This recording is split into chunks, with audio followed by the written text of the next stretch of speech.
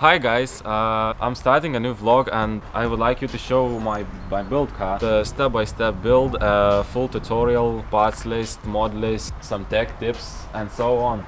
Because the reason why I'm doing this is I wanted to do the swap since I was 16, but the problem was that the amount of information in the internet is so little for these cars that it's almost impossible to do it correctly in a short amount of time. So the reason I'm doing this is I'd like to show you that it's not that hard. It's all bolt-on, and all the stuff that you need to do, such as doing the wiring and replacing all the misfitting parts, is not that hard. So if you're going to watch the series, I think at the end of it you'll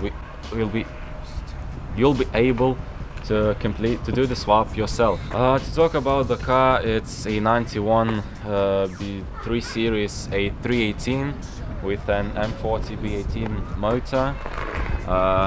I've got it about 2 years ago. The motor was blown, the timing belt was torn apart, the camshafts were pressed into the head, and the motor was fucking useless at that time. So I've bought a second car. It was a 320i. I've got bored of it because it was underpowered. The MPG is fairly similar to these. The main problem was lack of power. So it didn't spin the wheels on dry. You only could do that in wet and on, I don't know, dirt roads or on the snow. So I've bought this engine.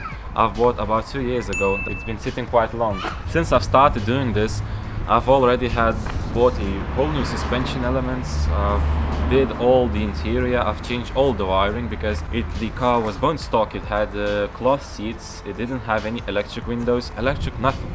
It was bone fucking stock. It was so simple. I needed something. So the main goal was to add electric power windows, which are now we just can't show you that because we're missing the battery and wiring's not done yet.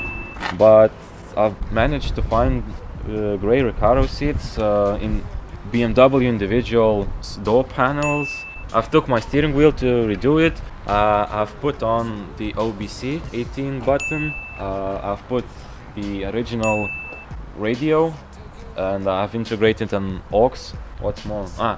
The interior is waiting for a new sound system installation. So that's about it about the interior. And of course, as usual in the E36, as all fucking E36, it has sag-roof. So it's been shot with, how do you say it? It was shot with a staple gun. So that's about it about the interior. So far the car had a full anti-corrosion work, which means all the rust spots were cleaned. At the moment, unfortunately, we can't show you that. We'll edit some pictures inside into the video.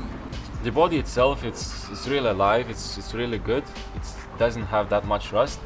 The only spots that had to be rewelded was this part of the side skid, one part of the side skid on the other side, and the side under for the fuel refill. So that's about it about the welding. All the jobs started in September, and mainly I've done all by myself, of course with the help of my dad and his tools. But what's done so far is the whole back subframe was reassembled, and it's waiting for some more reassembled because the differential is type 168, which is too small, which makes the driveshaft too short, and it doesn't bolt on properly. So I'm waiting. Tomorrow I should get my new diff tomorrow, and I will reassemble it. I will show everything because I'm buying the differential from a diesel car, a 325 TDS N51 diesel engine, and it has a big case differential with bigger half shafts, and it won't fit me that well because the ratios won't be compatible to this engine. So I'll be swapping a 323 ratio from an E34 differential. I will show the work on that in the later episodes, so stay tuned. So the back subframe was all redone, all polyurethane bushings, new brake lines, all the rust removing. I've changed the bearings of the half shafts It was quite long ago. The E-arms were changed. They were bought from 328 Cabriolet, which had a ventilated discs. That was the major upgrade in the back. So when I bought it, they were ruined. The bearings were so fucking loud you couldn't drive it even at the town. At 50, it was pain in the ass. So I've changed that, and that's mainly it. Now all it's waiting for is the differential and half shafts change. Moving upwards from the back, we changed. I've installed the ZF gearbox drive shaft. Coming from that is the ZF gearbox itself, and the clutch, the flywheel, the pressure plate, everything is from M20. Because it's lightweight and it weighs only about 10 kilos, the whole clutch, the flywheel, the pressure plate, the clutch disc. Starter motor was redone. I had it reassembled at the mechanic shop, which cost me a lot.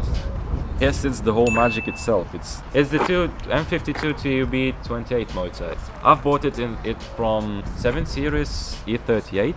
That car was hit in the side. The car got hit by the tree.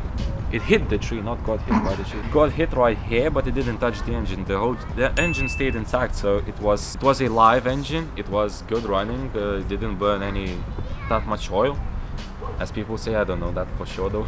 We'll find it out, I guess. Since I've wanted a 2.8 liter swap, I've chose this motor, because the reason why I chose it is I was stupid back then and I took some immediate actions when I didn't need them to be done. Because if I were to change the single Vanos engine, I wouldn't have to do that much wiring. I wouldn't have to do that much mechanical stuff around it, and it would have been much easier. Also, the single Vanos engine is a lot more tunable.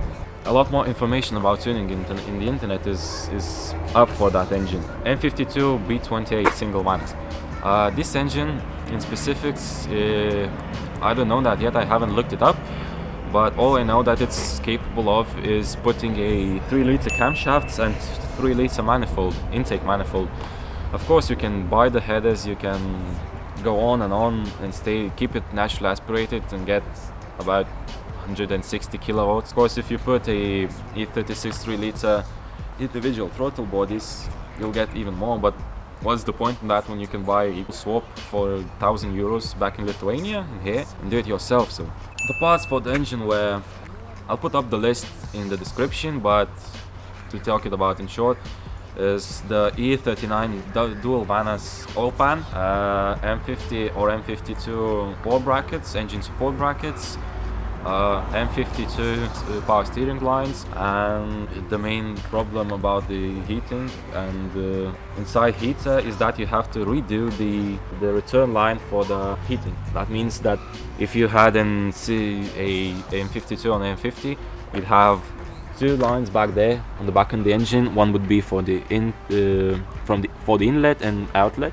and in this particular engine you have only one, and that is for all the dual Vanos engines. You have only one outlet hose. You have to do the return lines yourself. For me, example, I'm doing on this engine personally myself. I'm installing the gas injection myself because I'm a fucking student. I don't have any fucking money. This engine already had that system. I don't see why I shouldn't do that. Some people say that it damages the engine, or it doesn't fit for BMW because it's electric car, but I say fuck them. I drove it for 2 years with gas and I had minor problems, but I saved half of the price for the fuel, so I find it quite economical. I'm fucking keeping it, so whether you like it or not. That's about it for the engine in general. I did some neat things like wrapping the exhaust manifolds in some thermal isolation. The bands are for keeping the heat inside the collector from the manifold, so it lets the exhaust gas get out faster because the heat inside is kept higher, which means that the gas expand. Короче, you can Google it yourself. So it's still really nasty here. There's crap a lot of work to do, and I'll show you all the stuff that needs to be done in the future on this following episode. Yeah, that's about it, I guess.